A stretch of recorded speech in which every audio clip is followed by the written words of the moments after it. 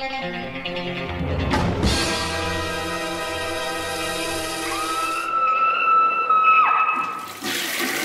guys, what's up? This is week 57. I got 5 reviews for you. I'm looking a little ragged, feeling a little tired. The reason the reviews were posted a day early is because that Friday I was leaving for the Badman. These are actually usually recorded about a week early or whatnot. So what is it, June 10th or something around that, 11th? But yeah, I just got wrapped on Scott Shermer's new movie, The Badman.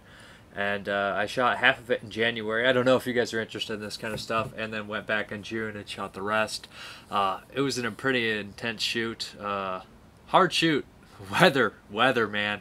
But I had it was a tough time. But it was great working with the people I did. You know, it should be out this year. Thanks for everybody who donated to it, who spread news about it, people who showed interest in it. I think that the actors in it and all the actresses in it that I saw and was around, they did their best. The filmmakers, they really put their heart and soul into the movie, and I'm proud to be a part of it. And you know, it was great working with Jason Crow and Élie Church again, and Arthur. They did really great stuff, and meeting some new people too. It was a great experience. I hope you guys like the movie. I'll probably be talking about it here and there when it's closer to coming out. But let me hop into the reviews. The first one I'll be reviewing is Abominable by the MVD Rewind collection. This is a 2006 movie directed by Ryan Schifrin. I'd never seen this one. I knew that it had, you know, it was kind of a fan favorite. I had heard about it for years. I think it debuted on the Sci-Fi Channel back when they used to, you know, debut stuff that was a little bit higher class than what they do now. This is a Bigfoot movie, not necessarily Bigfoot, Abominable Snowman movie or whatever, Yeti, that kind of guy. This is one of these movies like that. It's essentially a Rear Window meets a monster movie, which is a really cool idea. You know, this movie had been hyped up quite a bit for me, but I was excited to see that it was getting hit on Blu-ray. So I saw the cast in here, and it was sprinkled with a lot of, you know, genre kind of centric actors like Tiffany Shepis, Lance Hendrickson, Jeffrey Combs, and it had D. Wallace Stone as well. It also had Rex Linn, which wasn't typical to see him pop up in a horror movie, but it was very welcomed. So it had a fairly nice cast, and a lot of those genre actors that you'll see in movies, a lot of times they're just cashing in a paycheck. They're not there to work. They're there to get a paycheck. And none of those actors or actresses like that in this movie or and the other movies they did, they're always there to work. They're hard workers, and it shows. So they always do well. What we have here is a man who had been paralyzed in a rock climbing accident, and his wife passed away. He's going to the place where it happened to kind of try to face his fears. He's in this cabin alone a lot of the times because he brings a male nurse who's supposed to help him, but the class difference in there is shown, and the nurse kind of hates him for it and is a jerk. He leaves him there a lot, and this poor guy in a wheelchair witnesses the abominable snowman creature take one of the girls in the cabin next door.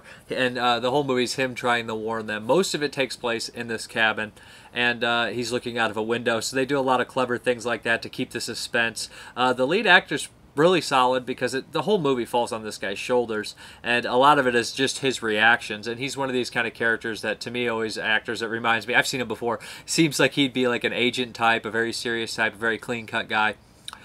Pretty good performance. The character actors, of course, are locals, and they're a lot of fun. Lance Hendrickson is tremendous in this movie. Jeffrey Combs makes this character completely unique and different, and if you didn't know it was Combs, some people might not be able to recognize him. He definitely plays a very, very eccentric character, and like Rex Lynn's always nice to see from Cliffhanger and stuff like that. D. Wallace has a tiny role. Tiffany Shepis is one of the girls next door. But let's get into what makes this movie work and what I don't particularly care for it as well. What makes this movie work is the practical effects. There's some great practical effects in here. The Yeti is terrifying. He's scary. And the practical effects let the blood flow. In 2006, you know, they could have went the easy route and used a lot of bad CGI. There is some enhanced CGI in here, but I believe this was done for the Blu-ray release. It looks like the creature's eyes were kind of messed with. You can watch the regular edition in standard def, but the HD version, it seems that his eyes have been altered a little. I'm not sure how I feel about it. I feel a little iffy on it.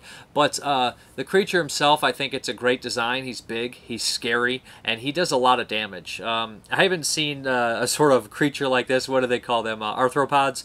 This means since Night of the Demon, if anybody's seen that one. This one's a little bit more serious than Night of the Demon.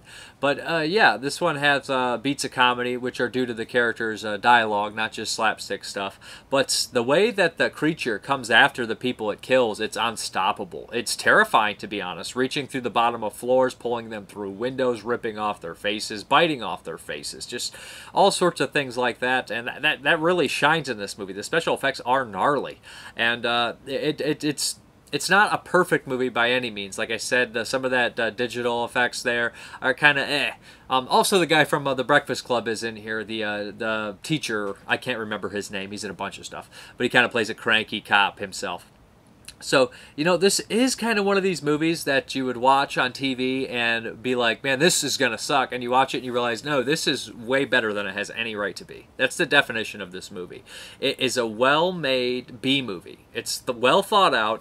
It's somebody that took a silly subject and put a very serious twist on it and took himself seriously and made a great movie out of a B storyline. And that's pretty cool, to be honest. You can tell that the director loves horror movies. He loves the genre. He loves fantasy. The sound design is actually really good. And through the features, you realize they did this at the George Lucas Ranch, so it just kind of blows my mind. Didn't appreciate the Wilhelm scream in there. I kind of rolled my eyes on that one.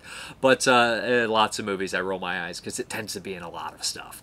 But yeah, I think this one's worth checking out. It's a nice release. I think I love the cover art. It's got a lot of nice actors popping up here and there. The performances are good. They deliver on the gore and then some. They only leave the house a couple times in the whole movie once they're there, and so you have this kind of like isolated, almost claustrophobic thing going on. The score is solid. The director's dad is actually a huge, music scoring guy. He's done a bunch of stuff, Lalo Schifrin, so his name is in here. So he had a lot of connections. He pulled in a lot of connections. You could tell he has, a lot of people that knew what they're doing, and they did a really good job on it. There's a commentary on here, which was nice to hear. There's an introduction by the director, which is new. There's the old making-of featurette, which was interesting, and the original version's on here as well. So it has some nice stuff on it. If you like the movie, I would check it out. You can watch it on DVD or Blu-ray. Abominable by MVD Rewind. I like this company. The company's doing some more stuff that I'm into, and I'm excited to see Lionheart with Jean-Claude Van Damme, because I've always loved that movie. So that one's coming out next, I believe. So yeah.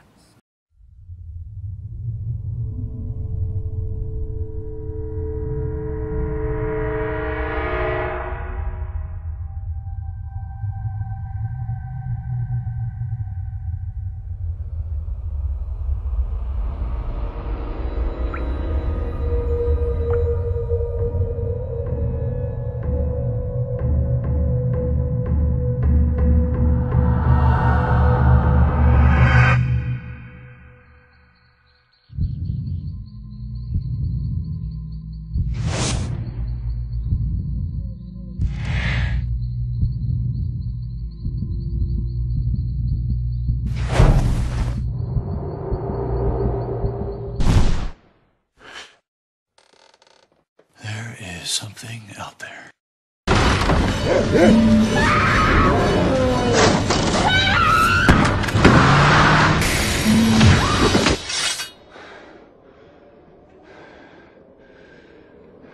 It's coming.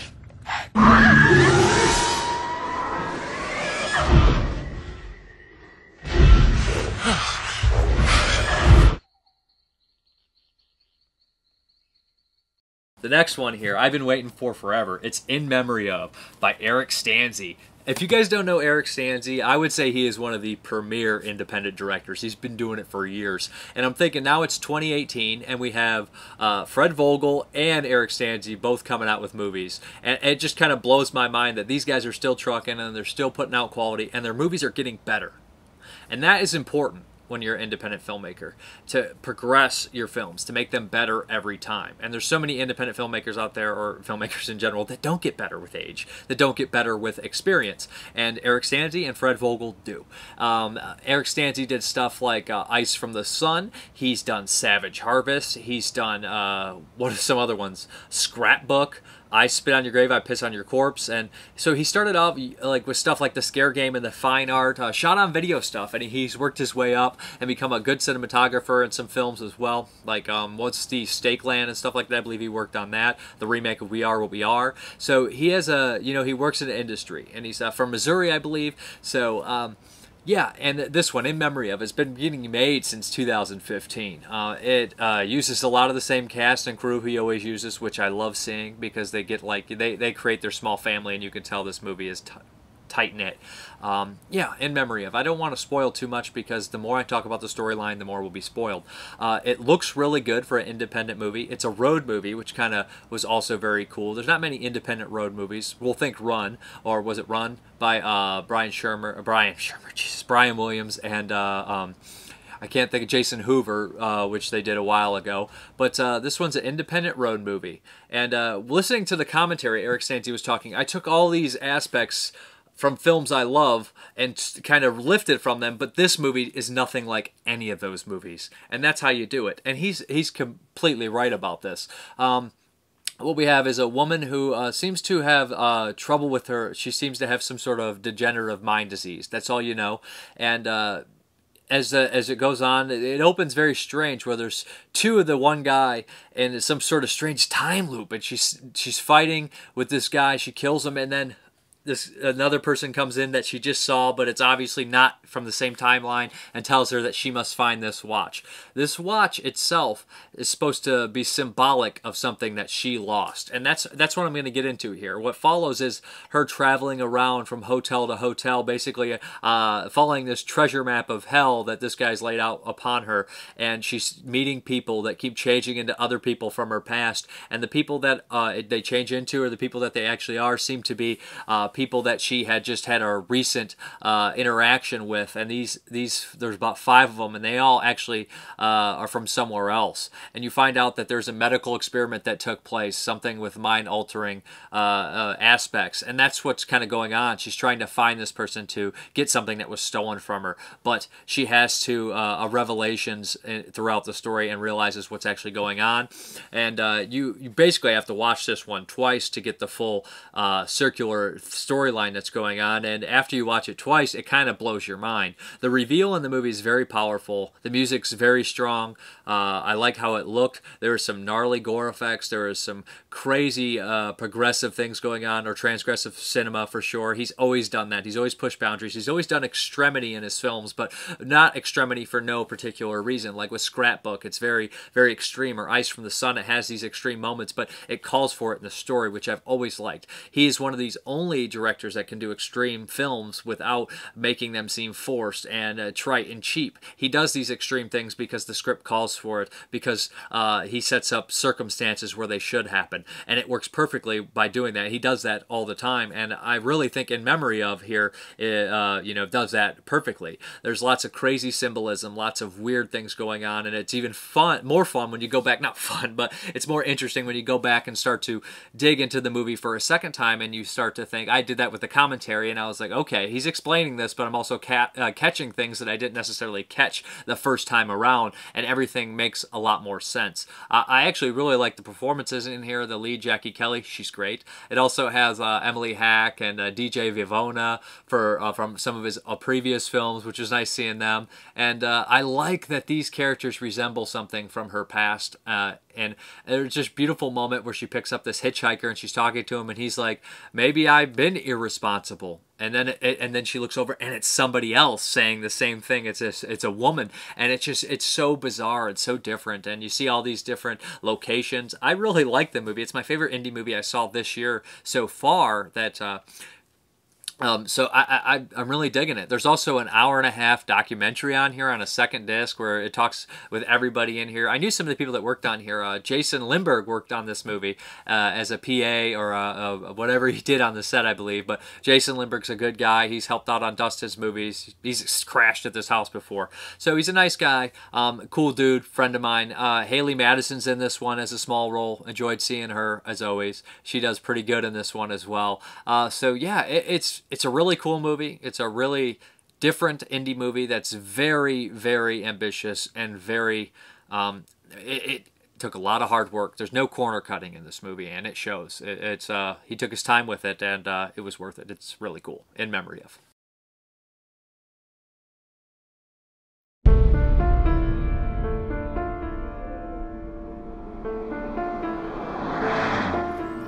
You understood the risks, and yet you went through with it anyway. Now there is a price to pay. All of you have been diagnosed with deviant alpha-synuclein 1117 disorder, or Scott Chandler's disease. We're going to solve this hideous puzzle. We're going to fix what's wrong with the 5 of you. We're asking for you to trust us.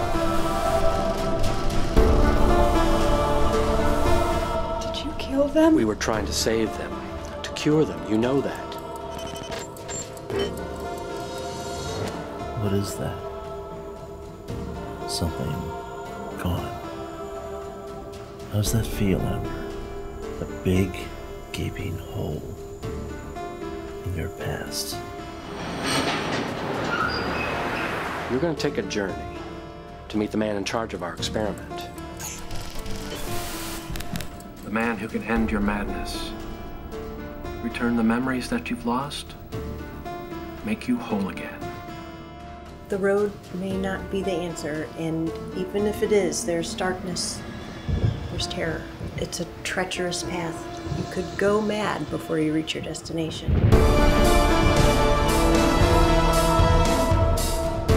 What did you people do? Why am I feeling this way? Where the fuck am I going? You're going to see the man who could fix that damaged brain inside your skull. Go. Drive. And don't look back. I want them to help you, and I need you to let them. Drive safe now.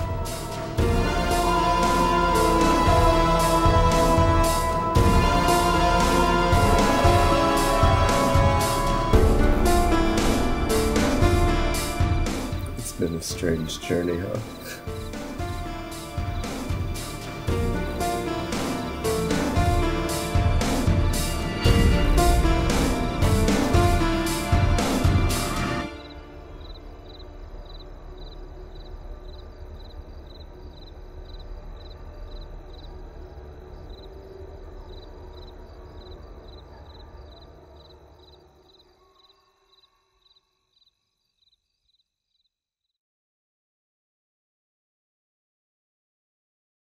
The next one here is from 1987. This is from Kino Lorber. This is Man on Fire. Yeah, I saw this movie when I was young. I caught the trailer when I was very young, and I said, man, I have to see that. It has Joe Pesci, Danny Aiello, and I knew these guys from Danny Aiello from Hudson Hawk and stuff like that, and Joe Pesci, obviously, from Home Alone and Goodfellas and stuff like that. So I was like, man, that looks really good. And it had one of the best trailers I've ever seen. It'll be at the end of here. It really hooks you in. The storyline here is Scott Glenn is hired by this rich family to, they were just recently talking about this on Pure Cinema Podcast, and I was like, man, I have that. I haven't seen it in years. I'm going to pop it back in. This was also the same one that was remade with Denzel years later, which I had not seen. But they were talking about it on Pure Cinema Podcast, so I wanted to watch it. So I watched it. This basically rewatched it recently again. This follows the story of Scott Glenn, who is this ex-agent. He was in a bunch of, he's a veteran. He's obviously, seen some horrible things, and he has some combat shock. He's hired by this rich family to watch their daughter. They have some political influence, and he's hired by Jonathan Pryce from Something Wicked This Way Comes, Ronin, a bunch of other stuff, Brazil, to basically protect this little girl. They form a friendship, although he doesn't really want to do it, but it happens, and he becomes attached to this girl. This is when these these terrorists, these Italian terrorists, kidnap her and hold her for a ransom. Danny Aiello is pretty much leading these guys, and it's a big syndicate. This sends Scott Glenn over the edge, and he wants to get this girl back at all cost. There's a great part in the movie where one of the characters, there's a bomb going on, about to go off, and he says, "You're crazy, you'll kill us both." It's in the trailer. And Scott Glenn's delivery here, that one line sums up his whole character. I don't care. That's how he says it. He doesn't care. The man is on a mission, and he has one thing in sight. He wants to save this girl. And this kind of reminds me of the movie like Man from Nowhere. Was it a South Korean movie that came out much later? This was kind of a recent movie, maybe 10 years ago.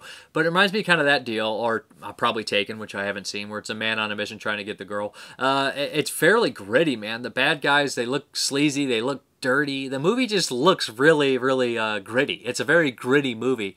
There's a scene in a gay porn theater where he goes in there.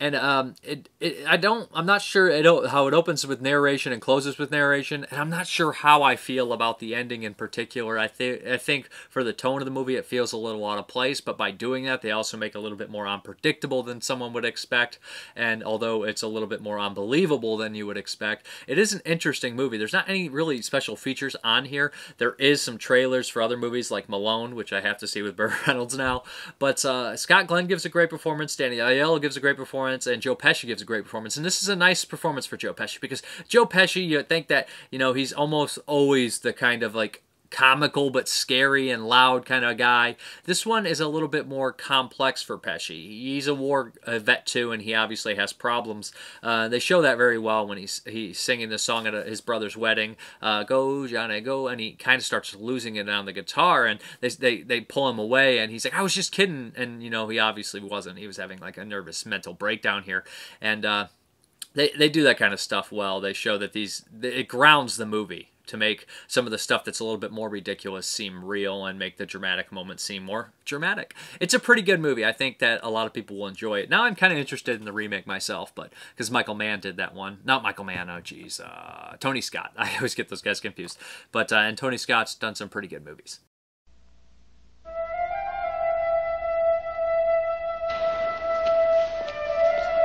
I want you to see this.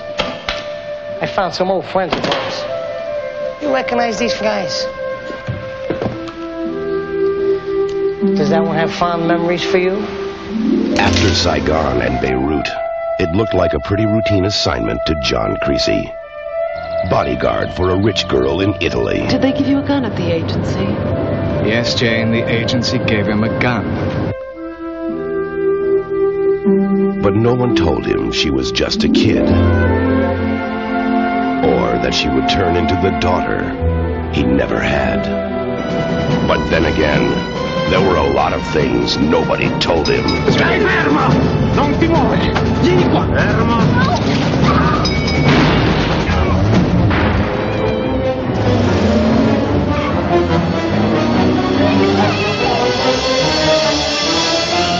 We have Samantha Valletto. The police refusal to let you pay the ransom is unacceptable to us.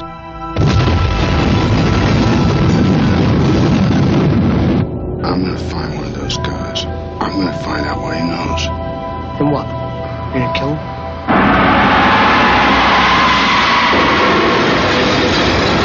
And every minute she's out there, the stakes are getting higher.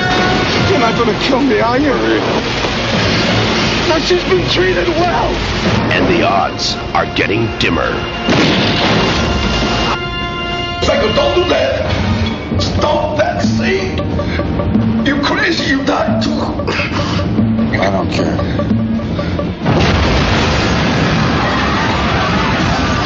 Starring Scott Glenn as John Creasy, they want him to pay for the girl.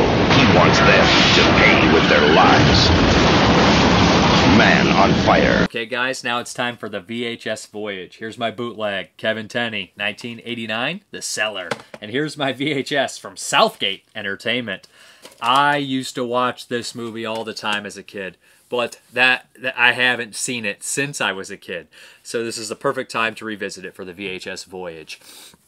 Kevin Tenney, you guys should know him if you like horror movies, especially 80s ones. He did Witchboard, Pinocchio's Revenge, Night of the Demons, Brain Dead, not to be confused with the Corman production or the New Zealand film, aka Dead Alive, but he did another one in the mid-2000s, maybe 2006 or something, called Brain Dead, which was a gory zombie movie. Pretty fun, parasitic brain stuff. But yeah, Kevin Tenney. I always thought he was one of the more underrated directors, to be honest. Horror guys, kind of like a, I don't want to say Fred Decker, but maybe like a Jeff Burr level horror director, or Anthony Hitchcock. So like kind of like level of guys that always does pretty solid, fun horror movies, but doesn't get much recognition. But Kevin Tenney did this one, and yeah, this is a strange movie. This is the kind of deal when they used to do those things where it's like the Native American burial ground, preserved land, and some idiot comes and screws it up, and this creature comes out. That's a storyline here. This movie is kind of a mess, to be honest. It has Patrick Kilpatrick in it, and the starring role. I love Patrick Kilpatrick. This movie feels like a kid horror movie because the main character is pretty much a kid. So if it's the focus is on a kid, and it's PG-13, so it feels like a kid's movie. And it has a creature that is some sort of Native American evil spirit creature that was brought to life to kill white men years ago by some sort of shaman, but it backfired on them and it kills everybody. It's like all the best evil parts of an animal that can kill. So it's kind of like a crocodile. It's a big lizard. It's strange. It takes place in the desert, so I don't know if a crocodile can do much damage in the desert, but it lives in this kind of, the cellar, of course, and there's this pit, a water pit that goes under and whatnot. Patrick Kilpatrick's plays this kind of struggling dad who he gets his kid once a year in the summer. And this family, he has a newborn on that's just out there, and he's trying to make a living and moves into this weird house. Yeah, and that's what happens is the kid accidentally unlocks this, they tear down the cellar, and he accidentally pulls this stick out of the ground, this spirit stick, and the creature comes back. What's so strange about the movie is it seems like a lot of it is patched in with narration over a lot of the stuff. There's a flashback that kind of gives the storyline to the old man in the movie that you see him as a kid, and that flashback it has a lot of narration over it, and it just feels like there's so much more that should have been in there. And all the death scenes seem cut short. A lot of stuff like this was probably going to be a R, but then studio interference made it a PG-13. They cut some things out, and also there's more things with the town being like more of a cursed area, like the crows. There's always these crows around, and they even kill somebody, but it doesn't ever seem to connect fully with the cellar creature and the whole entire curse. The creature does kill a few people here and there, and one of the characters in the movie is surprisingly played by LJ or LB from Texas Chainsaw Massacre 2. Right when I heard that guy open his mouth, I said, man, is that LB or I can't remember his name, from Texas Chainsaw Massacre 2. Stritch is our other DJ friend, so he's in this, which was nice to see as well. But yeah, the acting is fairly decent, and they were obviously trying to make some sort of a drama with the kid and the family and the father and the problems he has and his temper and maybe being affected by the curse. It's all really hard to understand on that. I like the location. It is in the desert. That's always cool to see. I love Patrick Kilpatrick. I think that he's an underrated actor, and this performance is a little shaky only because the editing is done like that. It's not because of his performance. He's always tremendous. If you guys don't know him, he usually plays a bad henchman. He pops up in stuff like Death Warrant, where he plays the bad guy, the Sandman. He pops up in Class of 1999 as one of the robot teachers, Mr. Briles. He's in Best of the Best 2 as Finch. He's in tons of stuff. He's really fun actor. He's in Eraser. A totally underrated actor, to be honest. Last Man Standing. He's been killed by Bruce Willis, Jean-Claude Van Damme, Arnold Schwarzenegger. He's been killed by a lot of the big action stars. So he's one of my favorite henchmen, one of my favorite baddies. But yeah, and he gets a starring role in here, so that's nice. Toxic Avenger, he's in that too. But so yeah, his performance is shaky, but the whole movie's shaky. And it's not his performance. His performance is good. It's just a shaky movie all around. The editing, like I said, it just nothing ever comes 100% together like it should. But saying that, it is still enjoyable because the creature effects are really good. The monster looks horrifying. He looks really, really twisted and scary. And the movie also, it is PG-13, and it does pull its gore punches, but it seems like the story and the director didn't want to pull his punches. There is a kid death in it, which kind of surprised me, and there's a few deaths in here. I just wish they were a little bit more elaborate and gory, and I think that there's so much more to this story that could have been done. Lots of stuff I like, and lots of stuff. It's one of those things where I'm watching it, and I'm like, man, there's so much potential here, and it's getting screwed up, but I think it's studio interference screw-ups, because it just, stuff like that seemed missing. But I like the concept. And it's very hard to make a good movie with like the Native American twist without just being very, very, very generic about it. So I like that it's a creature flick. I like that it's from the kid's point of view, most part.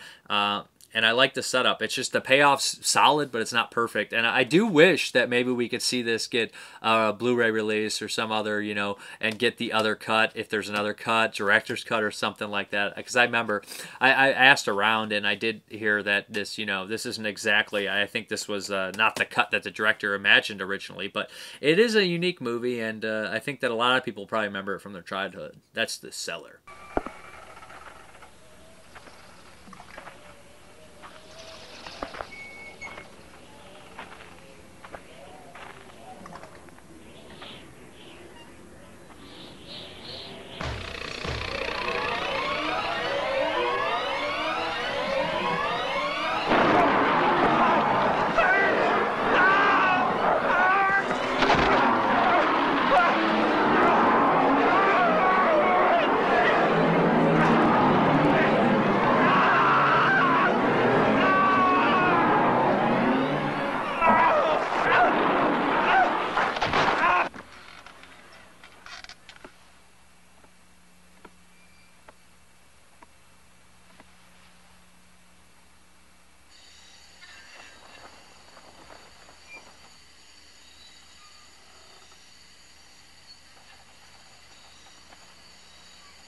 Okay, the pick a movie. I believe it was Biz Cut Reviews. He picked. He mentioned that if you're watching all those Jodorowsky movies, you got to watch Holy Mountain. So it's the Holy Mountain. Yeah, Alejandro Jodorowsky did El Topo, Endless Poetry, Santa Sangre. The Holy Mountain is probably his most popular, his most famous film.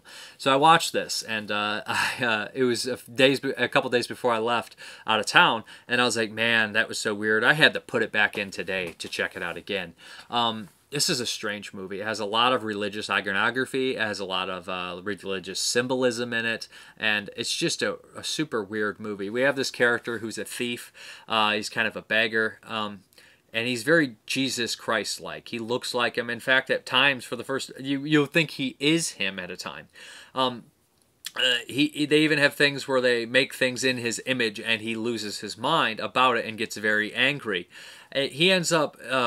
on the way to find gold, he crawls up this weird chute and meets this alchemist. And this alchemist is played by Jodorowsky himself. And what he says is, to become truly immortal, you must conquer this mountain. And you're going to have friends go with you. And these friends are the worst people in the world. Basically monsters from all around the world. There are 9 people that each are 7 more people, including the 2, him and somebody else that's there, that are going to resemble these like 9 planets. And they all have their own things about them, that they're evil because of, you know, greed and all the things that they do. They all do different things. Like one's the advisor to the president, one makes weapons, one is the leader of the police force, and they're all unique and weird and strange. So he pulls them all together and sends them on this crazy, weird, spiritual training journey where they go through all sorts of obstacles.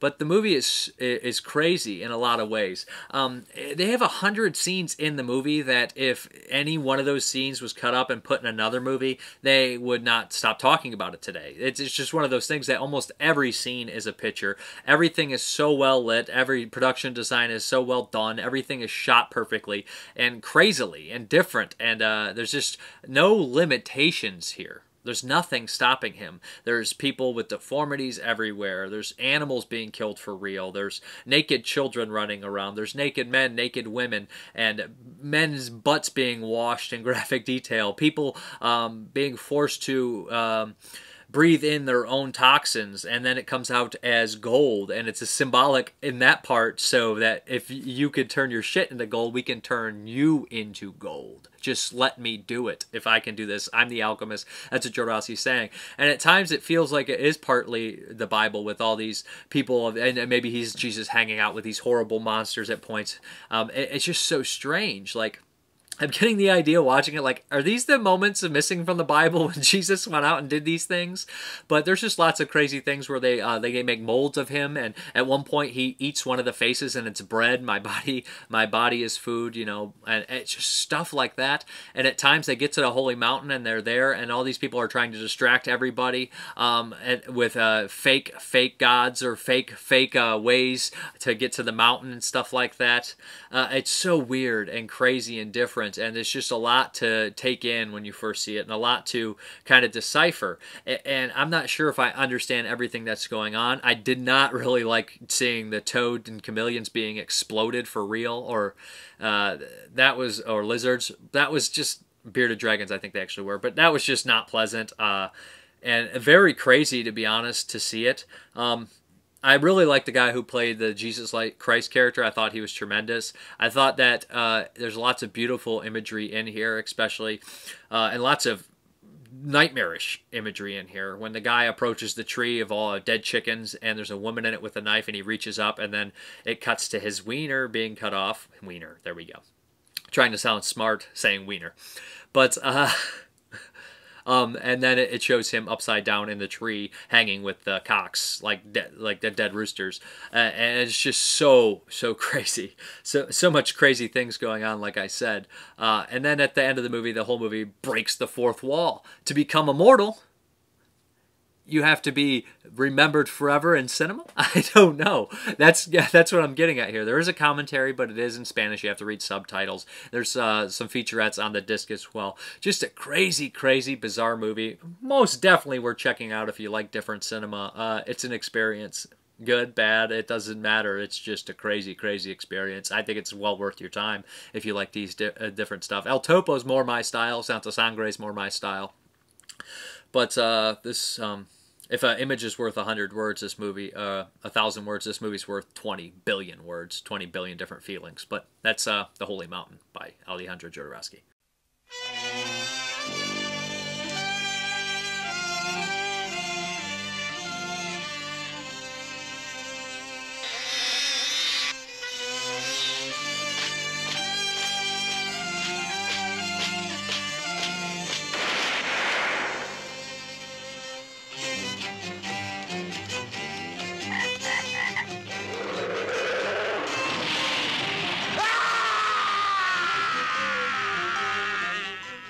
Nothing in your education or experience can have prepared you for this film.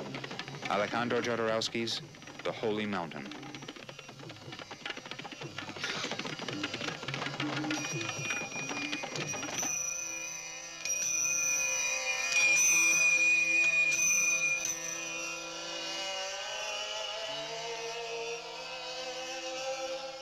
The Holy Mountain is a film completely outside the entire tradition of motion picture art.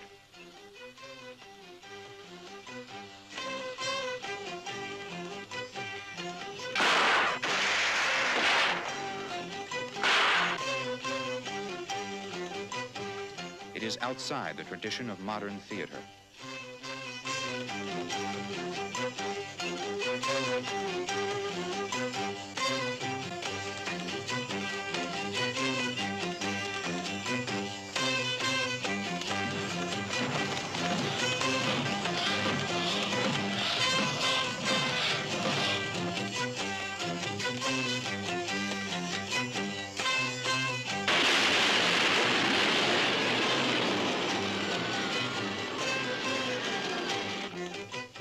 The Holy Mountain is a film outside the tradition of criticism and review.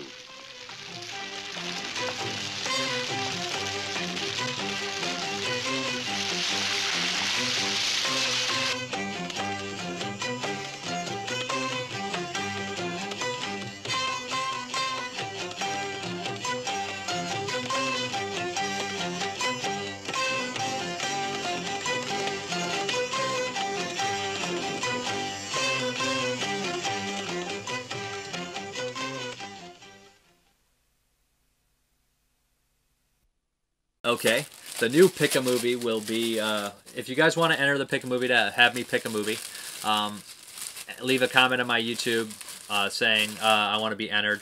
And you don't have to enter again until actually you're picked, because I leave you in the hat until everybody's been picked. Or you can do it at the Screaming Toilet page if you'd like, where you ask questions at. Let's see who won. James Gribber won last time, and he picked Sling Blade. So that'll be next time.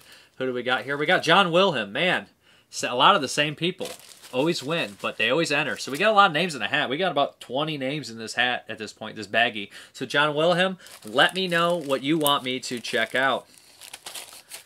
We got some questions here for you. 80s film fan. I really love 70s and 80s horror movies that are set in the city. Just something about that grimy, seedy city setting that really adds to the atmosphere for me. I've got most of the obvious ones. Any decent, more obscure titles you can recommend with this kind of setting? You know, I'm going to go through over, I don't know how obvious you have. Like, obvious, like Maniac is a must. New York Ripper is a must. And Henry has some good city scenes in Chicago. So those ones are probably more obvious ones. And, of course, all the Frank Henenlotter stuff like Basket Case, Frankenhooker, Brain Damage. Those stuffs are all must. Street Trash, all of those. But stuff like Nightmare on a Damaged Brain has a great opening scene in New York City where he walks down the halls, down the streets, and sees all this prostitution and dirty stuff. But I think that if you've seen a lot of the horror movies, maybe you should check out some of the vigilante movies like Vigilante and other things like that. The Death Wish movies, those movies might really, if you like that kind of stuff, I would go towards that kind of way. And even some of the crime movies show that city setting really well, like Taxi Driver and those things. I think that it's kind of unmatched in the sleaze and a lot of that stuff. If you're looking for those kind of set in the city horror movies. Or Alligator's a great one. I'm trying to think of some more for you. Chud is a good one. All the subterranean horror pretty much fits in this category too, because every time they have something gross in the sewer, they definitely make it New York City, and it's definitely the 70s or 80s. So I would definitely check out some of those I mentioned. But if you're running out of horror movies, always look to the vigilante genre or the action, or I mean more so the crime drama, because there's tons and tons of movies in there that are like that and kind of cross over into the horror category. Miss 45 is another one. All those ones, King of New York, they have a really good, like, that grimy setting that I think that you would enjoy. Nick Mua. Say someone has never seen an American film. Which 3 USA classics would you recommend to introduce him / her to your country's cinema? That's tough. I should have read that one before. The Wild Bunch for Western.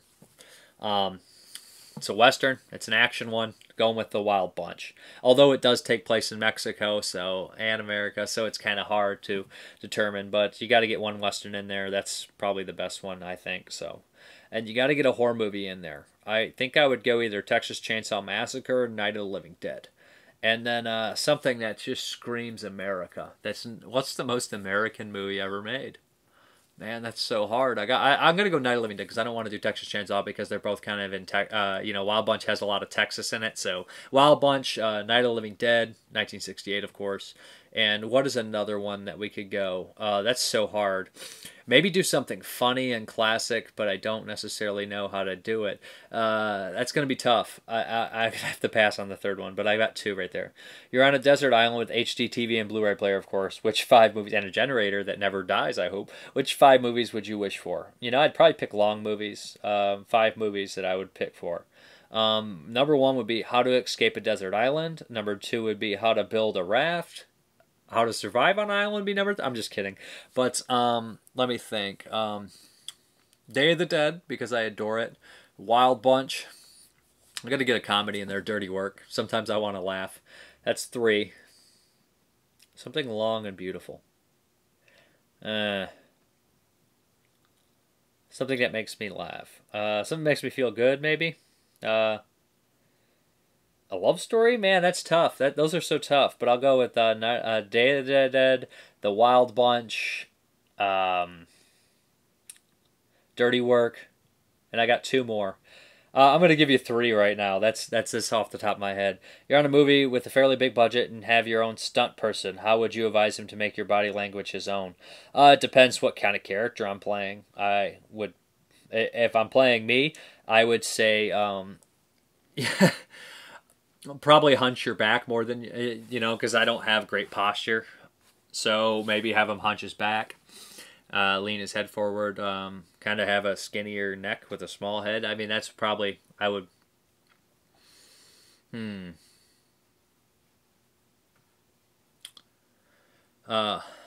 that's probably all I could tell him if he was playing me. I wanted what I would do, but it depends. It would all depend on the character I was playing, you know, to give him advice how I did it. But you know, if he was playing me, I would say, you know, keep your shoulders a little more slouched. But that's probably all I could say. Let's get into the update. I hope you guys enjoyed that, and let's hop into it. Okay, guys, let's hop into this update. Let's start it out with bootleg Blu-ray, The Keep by Michael Mann. I've never seen this. I have a laser disc of it. I have a beta tape of it, which I can watch. But I've been meaning to watch this movie for years. This is actually a nice looking bootleg. It's supposed to be in HD. Scott Glenn's in it from Man on Fire, which I just reviewed, and a bunch of other stuff. But yeah, I'm really looking forward to checking that out. That is The Keep. What do we got here? This I got from the Hamilton books. Dirt cheap. My Brilliant Career. Sam Neill's in it. Fabio Testi, I saw that. It's a Blue Underground release for $4. You can't pass up a Blue Underground Blu-ray, even if it. I just not heard much about it. Sam Neill's a great actor, so. Yeah, I've been meaning to see this one for years. The Great Silence by Sergio Corbucci on Blu-ray in the States. It looks awesome. I heard this is a 4K restoration, so I've been meaning to see this one. Klaus Kinski, probably being crazy as always. Then we have, what is this? The I don't know why, the Internecine Project with James Colburn. I had this DVD from Scorpion, Kino right here. Always wanted to see that one. James Colburn's the man. We have Who with Elliot Gould. Another cheapie from Hamilton books. Kino Lorber here. It was like $7. This is supposed to be a weird sci-fi movie. Then we have Biggles, Adventures in Time. I believe this is Peter Cushing's last movie, so that's cool. Not seen this one. Not heard much about it, but there's the man right there, Peter Cushing. Love Peter Cushing. Then we have Redline 7000. This is directed by Howard Hawks. It's a racing movie, and it has James Caan in it, so that's pretty cool. I'm not sure when Howard Hawks died. This has to be one of his last films, right? Maybe he lived a lot longer than I think. Then we have Sorority House Massacre from Scorpion. Yeah, I'd never liked this movie, but I decided to give it a chance again because it's on Blu-ray. Maybe I'll like it this time around. I always found it really dull. We have Spartacus. I haven't seen this since I've been a kid with Kirk Douglas. This is a Kubrick too, I believe. Yeah, I think this is a Stanley Kubrick movie. Yeah, I remember this movie being pretty awesome.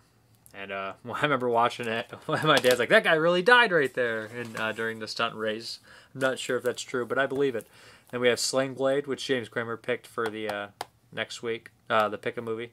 Love this movie. It's been a long time since I've watched it. This is one of these deals that when that movie came out, me and my family always quoted it. We watched it a bunch of times.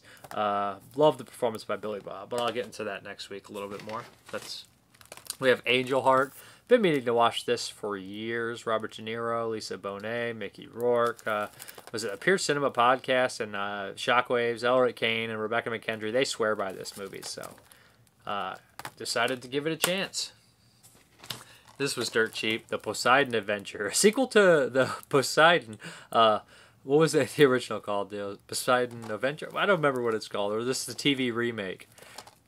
I don't know. But regardless, it has a decent cast. It's a disaster movie. I still need to buy the original. It's been years since I've seen that one. But the Poseidon Adventure. What else do we got here? It's a nice double here. Romancing the Stone and Jewel of the Nile with Michael Douglas. Indiana Jones comedy ripoffs here. Nice price on that. Then we have The King of Comedy with Robert De Niro and Jerry Lee Lewis. Jerry Lewis. I've been meaning to see this for years. Martin Scorsese. It's been on my list. Finally grabbed that. A Man Called Horse with Richard Harris. Also got it really cheap. Meaning to check this one out. Then we have some DVDs here. We have The Godfather Squad and Bruce's Last Battle. Double feature. Not seen either of these. But they look alright. Then we have another double. John Marley from Blade from Death Dream, and Franco Nero in Ring of Death. Another cheapy double feature I grabbed for a good price. We got Wheels of Terror from Scorpion Releasing DVD. Someone said this was going out of print, which means it's probably on Blu-ray soon. Oliver Reed, come on guys. Bruce Davidson, David Carradine. Looks damn cool. Love Oliver Reed. Love war movies, so this should be pretty cool stuff. Then we got Senses by Sam Velassi, I believe you say his last name. I know that Vainlassi, whatever. I know this guy who directed this one. He's a really nice kid. He was a production assistant on the set of The Bad Man. So, looking forward to checking this out. 2-disc in here. Pretty cool. And great artwork right there by Joe Meredith. So, yeah. Short, his first movie. Very cool. Then we have one here called Flesh Flower by Seb Godin. It's a short. Looks pretty cool. I don't know if I've seen this one by Seb, but Seb's... he did Lycomator, or I can never say it, but he did the werewolf one, Lycan Reanimator or whatever. It's so hard for me to say it. It's like a tongue twister. But yeah, that's all I have to show you. I hope you guys enjoyed it, and back to the video. All right, guys, I hope you enjoyed the video, the reviews, and the Bad Man talk and all that, and the update. You guys have a good one, and as always, take care, and see you next time.